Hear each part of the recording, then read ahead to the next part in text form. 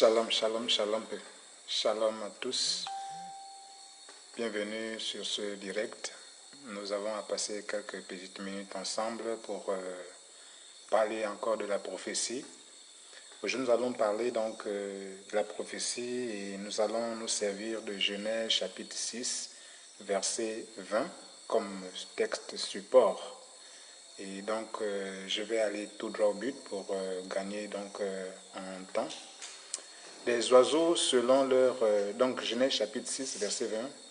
Des oiseaux selon leur espèce, du bétail selon son espèce, et de tous les reptiles de la terre selon leur espèce, 2 de chaque espèce viendront vers toi pour que tu leur conserves la vie. Alléluia.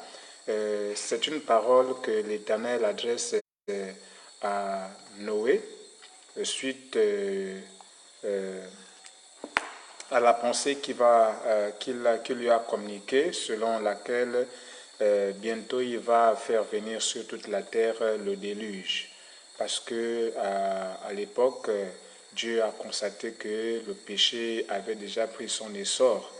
Et donc il fallait qu'il extermine l'espèce humaine de la surface de la terre pour reconstruire quelque chose de nouveau. Et là, Dieu va donc donner des directives à Noé pour que justement les espèces animales puissent être conservées. Mais ce qui nous intéresse là, c'est déjà le terme espèce. Espèce, dans le mot espèce, on voit très bien quelque chose qui a une même nature.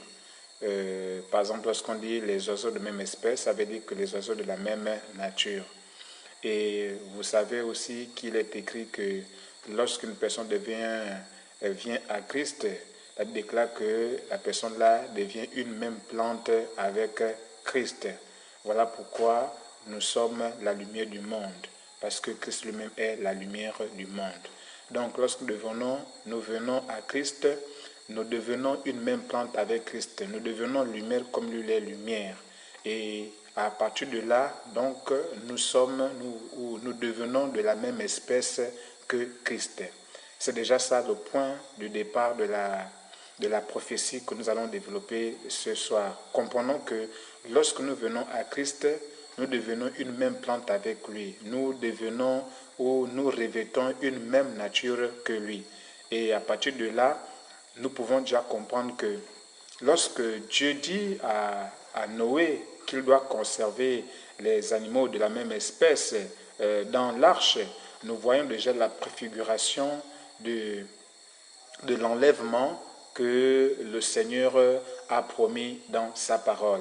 Donc en réalité, lorsque nous parlons de deux espèces, en fait, lorsque nous parlons des animaux de la même espèce, nous voyons très bien ici que les espèces dont il s'agit ici, c'était la prophétie de l'Église et de Christ. Parce que lorsque le Seigneur viendra chercher son Église, la Bible déclare que le Seigneur viendra chercher son épouse. Or, Christ, qui est esprit, viendra chercher son Église spirituelle. Donc, à partir de là, nous comprenons que les deux espèces dont il s'agit ici, là, en fait, c'est la prophétie de Christ avec son épouse. Christ avec l'Église. L'Église sera enlevée, ira à la rencontre donc de Christ, et alors les deux formeront maintenant une même chair, comme il est écrit dans le livre de Genèse chapitre 2 verset 24. Et lorsque l'Église sera enlevée, on va voir par exemple dans le livre d'Apocalypse que l'épouse et l'époux vont s'unir dans ce qu'on appelle les noces de l'agneau. Et là, l'Église sera perpétuellement donc en compagnie de son époux, et alors à ce moment-là, nous voyons que l'Église avec son épouse, avec son époux, donc Christ, restera maintenant pour toujours donc dans sa présence et dans sa présence dans le royaume éternel, le royaume de Dieu. Donc, le livre de Genèse, chapitre 6, que nous venons de lire, verset 20, que nous venons de lire, en réalité, fait référence prophétiquement à l'enlèvement de l'Église. Pourquoi? Parce que justement, au temps de Noé, le péché abondait. Le péché avait déjà envahi toute la surface de la terre et était monté jusqu'au ciel. Alors, à partir de là, Dieu a pensé enlever une espèce, je vais dire, à enlever un nombre de personnes qui étaient conformes à sa volonté. Et nous savons que la Bible déclare que Noé a trouvé grâce aux yeux de Dieu et Noé a marché vraiment fidèlement. Il a marché justement devant le Seigneur. Et c'est parce que Noé a marché justement devant le Seigneur, c'est-à-dire qu'il avait une vie juste, il avait une vie intègre, il craignait Dieu. C'est pour cela qu'il a été donc épargné donc du déluge.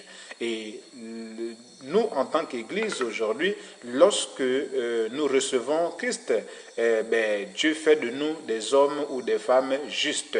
Et donc, c'est notre marche avec le Seigneur. Il déclare que lorsqu'une personne est en Christ, elle est une nouvelle créature. Donc, notre vie de péché, notre vie de péché que nous menions hier est effacée. Il fait de nous des hommes justes. Il fait de nous des femmes justes. Bref, il fait de nous un peuple juste. Et donc, devant Dieu, nous ne sommes plus des pécheurs parce que le sang de Jésus qui a été versé à la croix enlève nos péchés devant le Seigneur. Et lorsque le Seigneur nous regarde, en fait, il nous regarde maintenant comme des hommes justes, comme des femmes justes, bref, comme des personnes qui sont justifiées, des personnes qui sont pures, des personnes qui sont lavées lorsque donc nous marchons conformément à la parole de Dieu.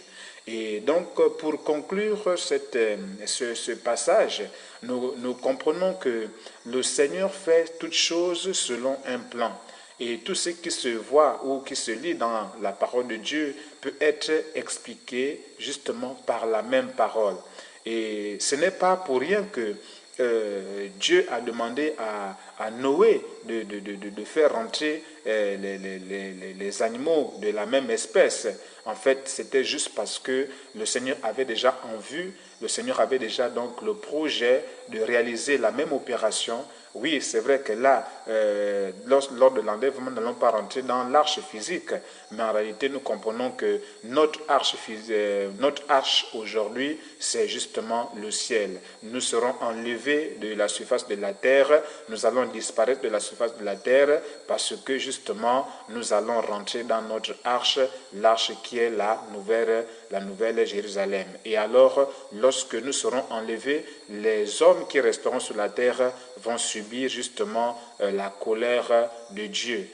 Déjà à commencer par ce qu'on appelle la tribulation, où l'Antichrist viendra justement s'aimer le trouble, il viendra vraiment provoquer vraiment beaucoup de douleur à l'humanité qui restera. Et donc à partir de là, nous, Église, nous serons déjà enlevés, donc c'est un peu comme Noé avec ses fils et qui ont été enlevés, avec les animaux qui ont été enlevés. Et donc, à partir de là, Noé n'a pas subi la colère de Dieu à l'époque. Donc, nous aussi, Église, nous n'allons pas subir la colère de Dieu lorsque viendra le temps donc, le temps de la tribulation. Et au-delà du temps de la tribulation, bien entendu, l'Église qui sera déjà bien sûr à l'abri donc de cette colère-là, on verra bien entendu beaucoup d'autres choses parce qu'après il y aura le jugement final. Et nous, Églises, qui auront déjà été enlevés, nous serons à l'abri de ce jugement, mais nous viendrons simplement prendre nos récompenses.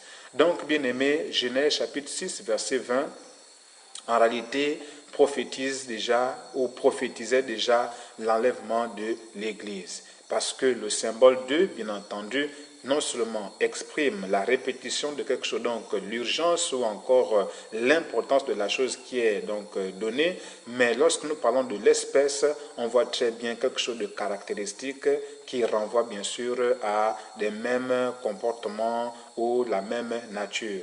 Et je le répète encore, nous, Église, ou encore nous, enfants de Dieu, ou encore nous, chrétiens, nous sommes devenus une même espèce avec Christ. Voilà pourquoi, justement, toi qui es Église aujourd'hui, moi qui suis Église aujourd'hui, bref, nous qui sommes Église aujourd'hui, avec Christ, nous devenons donc une même espèce. Christ d'un côté, nous, Église de l'autre, alors les deux font la paire, et la paire devient finalement une seule chair.